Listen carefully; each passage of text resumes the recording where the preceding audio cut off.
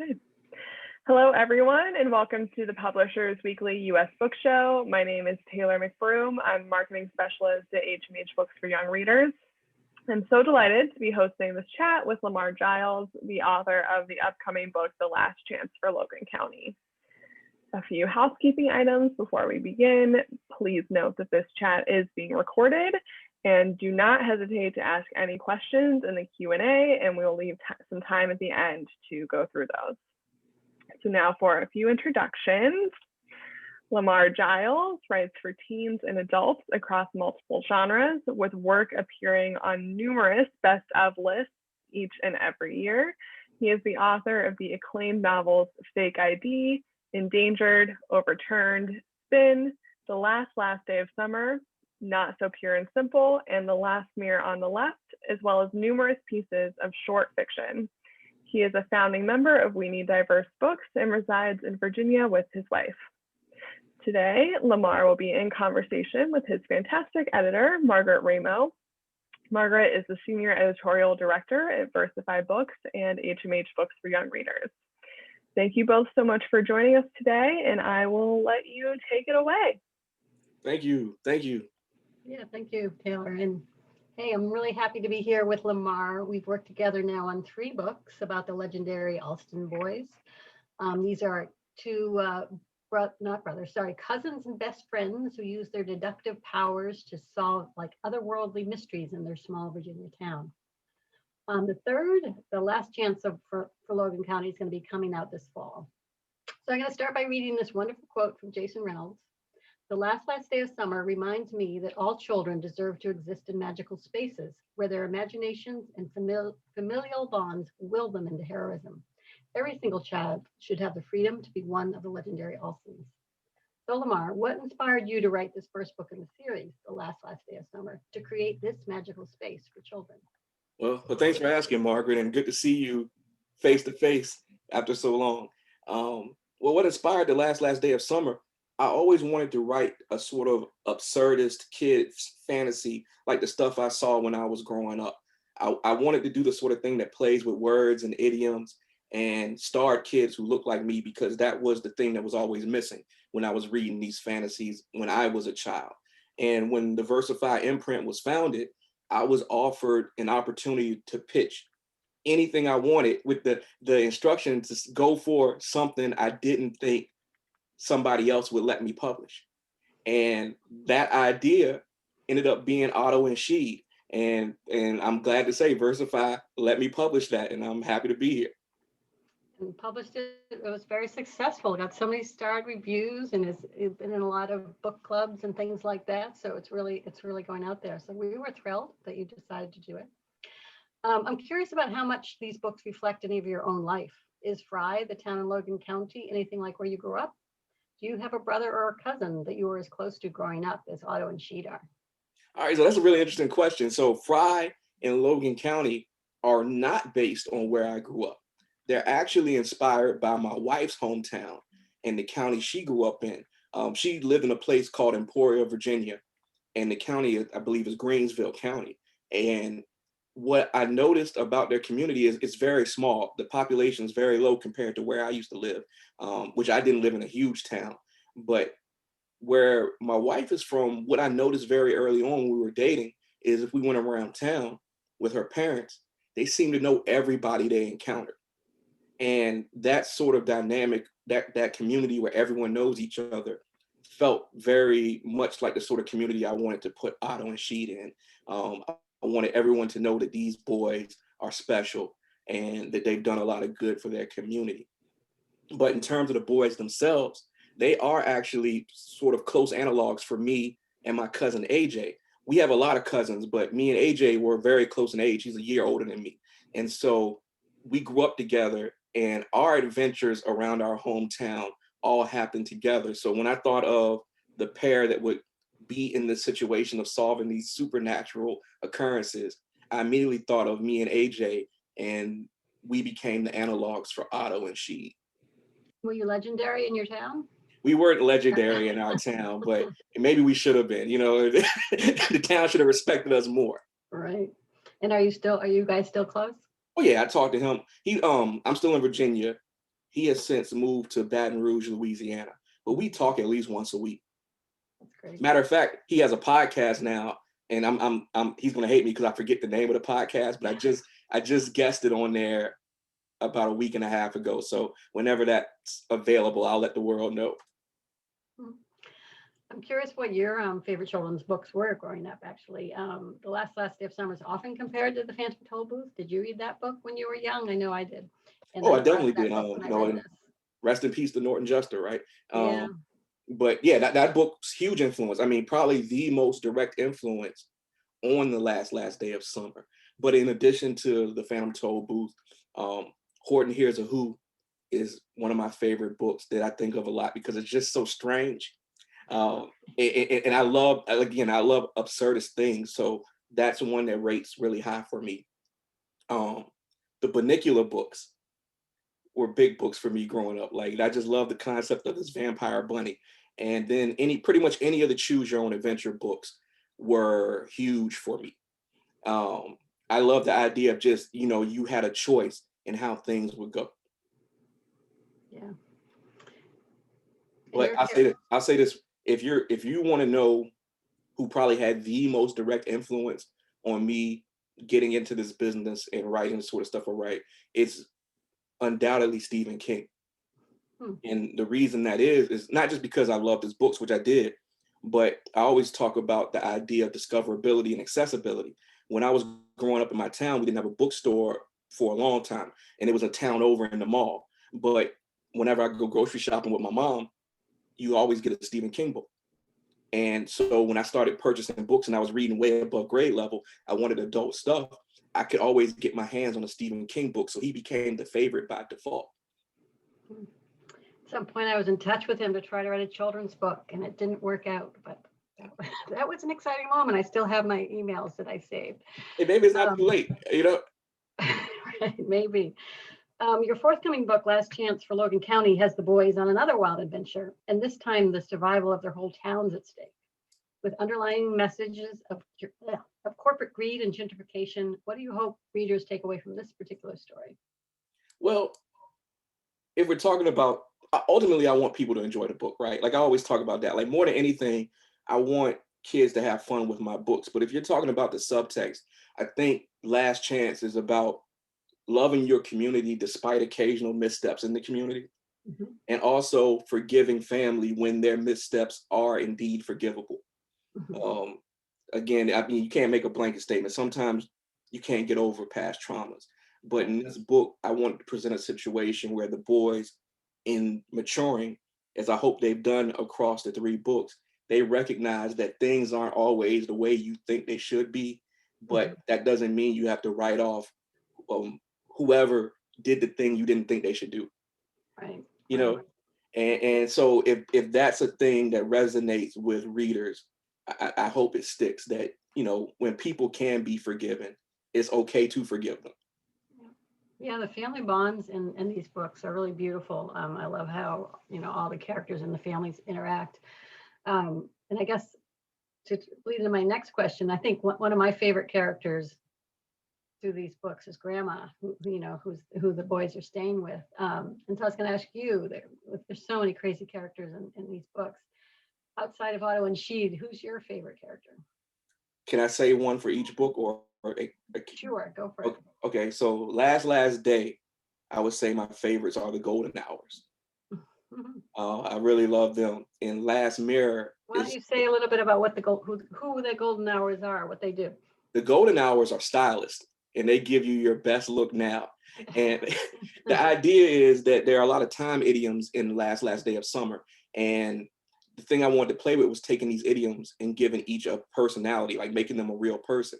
And Golden Hour is a phrase for the time of day where right around sunset or right around sunrise, where the natural light is so good, photographers really like to take pictures of people in that light. And so if it's sunrise and sunset, that means there's 2 of them. And so I created Golden Hour AM and Golden Hour PM, who are impeccable dressers. And their whole thing is they're the time of day that'll make you look your best. And they're just very much obsessed with like how they present people and making them look good. And I I just think it's funny. It makes me laugh to think about these two and how they process everything. I need them for the light. Obviously, my light keeps going in and out here, so I need some golden hour help over here. The golden hours would have taken care of you, Margaret. Exactly, yeah. For last mirror on the left, it would have to be the dance crew Arachnobrobia. And for those who don't know, they're huge, friendly spiders who also break dance. And not only do I think in the illustrations, they're very, Dapo Adiala did incredible jobs drawing those spiders. They're very cute and lovable. And they were inspired by the fact that my wife hates spiders. And I don't like to kill stuff. Like if I can catch a spider and put it outside, that's what I would like to do. And so I gave myself the challenge of creating spiders my wife could not hate. Did it work? It worked. She loves Speeder and Spall and Spinelope. And I don't know. And that whole joke with the idea they all have names that begin with SP is just funny to me too. I do a lot of stuff to make myself laugh. And then in Last Chance for Logan County, I think it's a tie between Bernard and Miss Carmichael, the bus driver. Now, I don't want to say too much about Bernard because I feel like that might be a little bit of a spoiler. Miss Carmichael, the bus driver, she has a lot going on that we allude to and never really address, and I think that's funny in itself. Okay, we might have to dig deeper into her in a later book. Hey, Miss Carmichael's got some stuff going on. Right. Yeah, I guess I didn't even realize that, huh? And your upcoming book, actually, the next one after that, which I haven't even read yet, the manuscript's been sitting on my desk, is a spinoff about the epic Ellisons, Wiki and Lean, who they're my favorite characters too, I have to say, after Grandma. And they're these twins who are Otto and Sheed's love interests / arch rivals. Can you tell us a bit about this new book and what these girls are going to do in this book? I think it's going to be a great new series. Sure. So the Epic Ellisons have been reader favorites for a while. They're the twin team that are, in Otto's mind, they're rivals, but really they're probably a little bit better at doing things than Otto and Sheed are, and Otto and Sheed just don't want to admit it. And because they've been so good for so long, the idea I had was to take them out of Logan County for a little while. Like, I feel like they deserve to have some adventures that are a little bit bigger than the county. And so in this new book, they're actually going to what we're calling Cosmos Camp. It's sort of like an analog for Space Camp, and it's run by Petey Thunkel, who readers may remember from the first book. Petey's a billionaire, someone you might think of as like an Elon Musk type character. And he has this whole STEM program for young geniuses, and he's also trying to launch a rocket.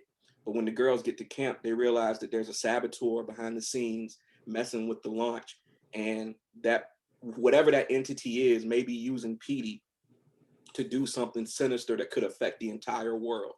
So much bigger adventure and much bigger stakes for the Epic Ellisons this time. Sounds exciting. Can't wait to dig in. Yeah. So you write a lot of YA as well as this middle grade. How do you approach them differently, or do you do you kind of use the same writing techniques when you go contemporary YA or this more magical realism middle grade? The way I separate them in my head is I tend to reserve the YA to explore a little bit darker themes than I would in the middle grade. Like in the middle grade, I'm really going for that absurd and silly, even if it's sort of a scary problem the kids have to solve, it's still going to be a little bit fun, where I may make it a little heavier in the YA. And that's the way I'm not saying that necessarily has to be the case for anyone who writes middle grade or YA, but that's the separation I mostly see between my young adult work and the middle grade work, with the exception of Not So Pure and Simple, which is a YA book that's more of a coming of age story, and that's a little bit funny. But otherwise, I'm really, for the younger kids, in my mind, I'm really just trying to have a great time with a lot of great adventure.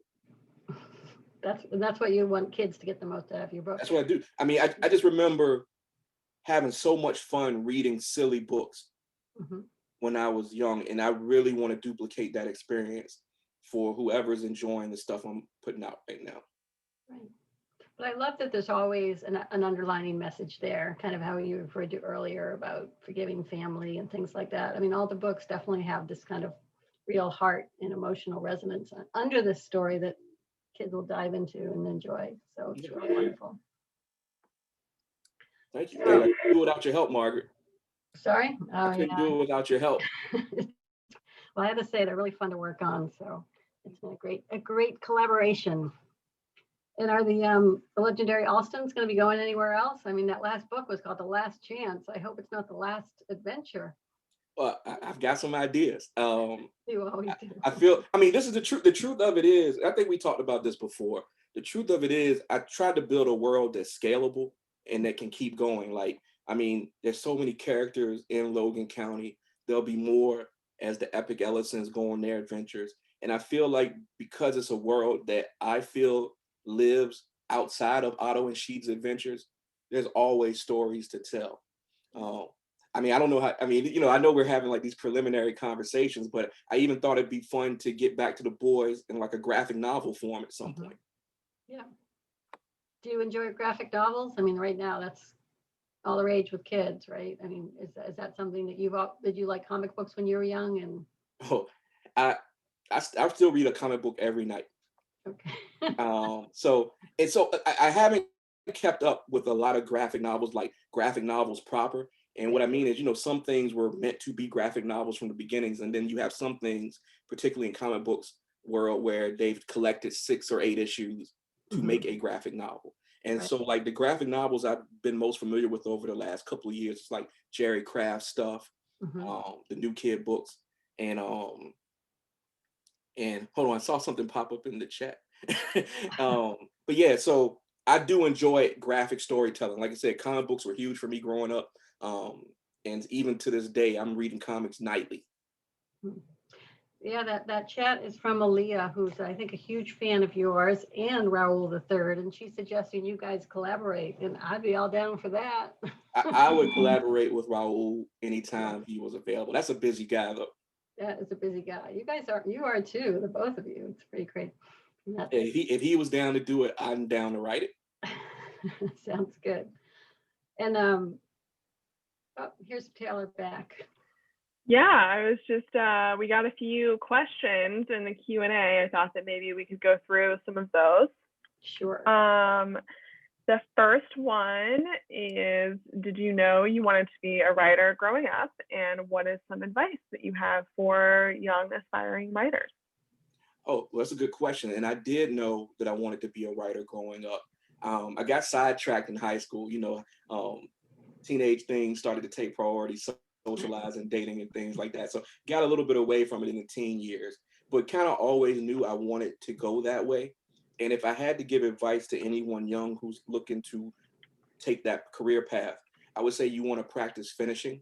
I think that's probably the most valuable skill, because I have found throughout my career in every project, when you're in the middle of it, you start to think of something else that seems a little bit more exciting, and you're tempted to abandon the current thing to work on the thing that you just know in your head is going to be better.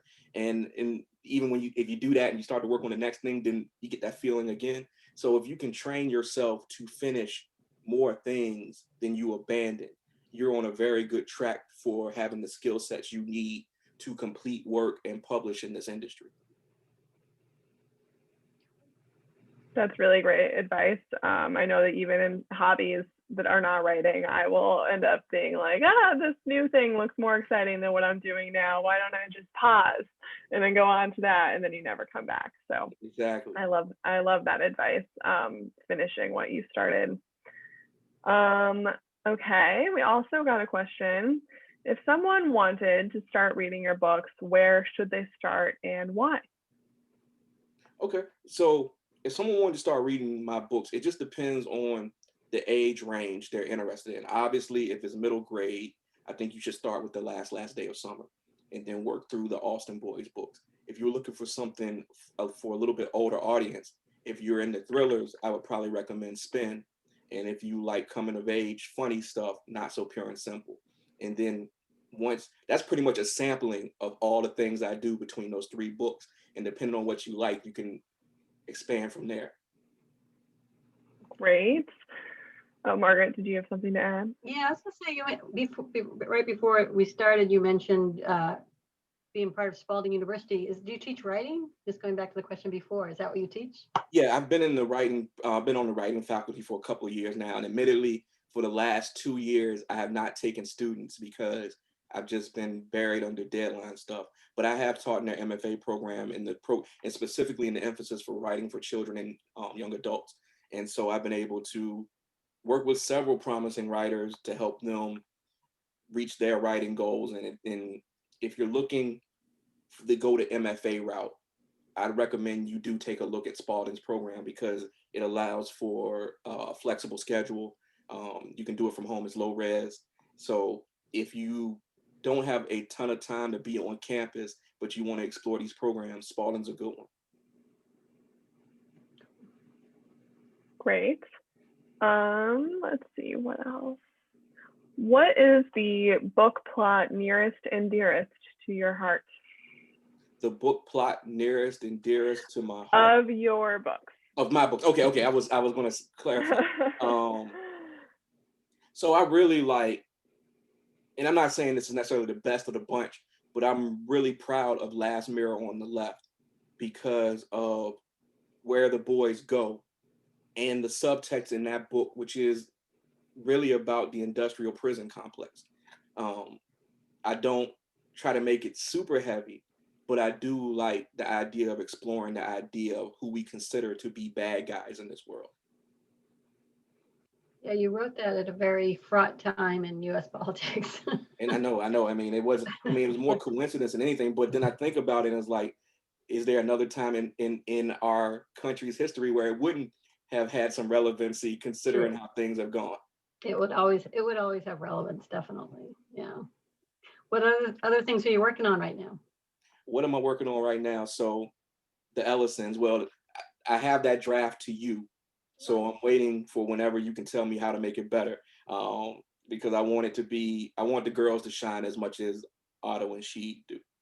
I'm currently working on a horror novel, a young adult horror novel that's untitled, and I'm in the midst of it, so I'm not going to say too much. I'm still working out some things. And I'm working on a project that I can't tell you too many details about, but I'll say it relates to your question about my love of comics. And it's for a company that comic people are very familiar with. That sounds exciting. So we did get a question in the chat about any existing worlds or characters that you would love to write about. So I don't know if there's anything else that you want to talk about that you're not currently writing about that you would love to. Well, characters I would love to write about, and I can say this because this isn't related to anything I'm actually doing. I would love to write Blade, the character from Marvel Comics, the day-walking vampire. And not that anybody's doing anything in this world, but we were talking about this earlier. I'm a huge fan of the Nightmare on Elm Street series, and Nightmare on Elm Street 3 is like a really important movie to me for a number of reasons. So I always said if anyone was ever doing anything in that universe, short fiction, comic book or something, I would love to be considered to write a story in the Elm Street universe. Is that universe still going on? Not really. I think the last thing that happened was the reboot back in 2010 or 2011, which wasn't very good. But the media world we live in, I almost guarantee every property is going to come back around eventually. True. Definitely the last year, so many things have come around. Yeah. Reboots are definitely tricky. Right. I was going to say, your books always seem completely fresh, like in the sense of... Well, thank you. We spend a lot of time, me and my representatives, talking to Hollywood producers about the possibilities for stuff, particularly Otto and She. The right situation has not presented itself yet, but I do hope in the future we'll be able to put the boys on a screen, either small or big silver screen. Yeah, I'd love to see that. These books are they're just begging to be on a screen, like, for sure. Yeah. I'm sure that would probably be something live action, but I would really like to hear you talk a little bit more about what it's like working with an illustrator for these. I think the illustrated middle grade isn't as common in this way, but it adds a level of depth to the book that I think is really great for reluctant readers as well. Yeah, sure. So these books are the first time I got a chance to work with an illustrator. So on Last Day and Last Mirror, the illustrator was Dapo Adiala, who's based in the UK. And then on Last Chance is the illustrator's Derek Brooks, who did live here in Virginia where I live, but I think he's recently moved to Maryland. And so working with both of them, what I found, and then, we have Whitney at the publisher who's helping guide some of the art design. And so what I found is it's been really fun to see what artists do with these ideas that are just words in my head, because I don't have the skill to be able to draw anything comprehensive. I can barely draw stick figures. So to see what Dapo and Derek and Whitney were managed to pull off with bringing the boys to life, the first time I saw it, I felt almost like crying, because it just never occurred to me that this sort of representation could be created from something I wrote. And it's amazing to collaborate with people who have like really clear vision, because with Derek and Dapo, they could clarify things that I really could barely visualize. And so if we did reveal the cover for Last Chance, and we see how Derek's taken some of Dapo's concepts and just taking them to a different place with this new material. So it's been fantastic. I want to work with illustrators more when it's appropriate. What about, have you ever thought about like going younger, like really young chapter books?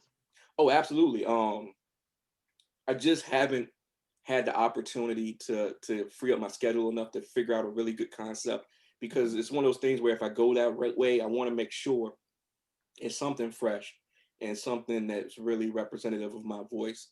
And I just haven't had an idea that I feel confident enough to take forward. But I do hope to do that soon. I really want to do a picture book eventually. But from what I understand, that's probably like the hardest to write, because you're using so few words. And I want to respect the people who do it well by studying the art and getting my skill to the level that makes a quality product. It's funny, I was reading about Eric Carle this morning, and there was a quote from him, about his writing process that kind of amazed me. And he said, I always start with, like, it takes, I guess, a really long time to write his manuscripts. And he goes, I start with like 2,000 words, and then I get down to 20. And I'm like, what? I mean, it amazes me the beautiful work that's produced from so few words, right? And the illustrator taking over with their art. And so it's a process I want to understand more. And once I do, I would like to take a crack at it. Yeah. And I will say, for picture books like that, you need to find the right editor who has a vision that can match you with the right illustrator, because that's what it's all about. I mean, I'll always remember one of my colleagues had this manuscript that was like 12 words, and I didn't see it at all whatsoever, but it became The House in the Night and won the Caldecott. It was just because she saw this vision, matched it with an illustrator. So that's, I think, that's amazing. I mean, again, I need to study more to get to that level. I'm not there yet. I'm still very much like, I'm going to write a short story and then it becomes a 400-page novel. Right. Yeah. Well, what about nonfiction? Would you ever consider writing nonfiction? I suppose there's a possibility, but here's the thing. In some ways, I'm lazy in that fiction allows me to not always be completely accurate with like geography or timelines. Like there's some flexibility depending on what you're writing. The most stringent I've had to be is my novel Overturn, which is based in a real city, Las Vegas. So, you can't really flub real stuff.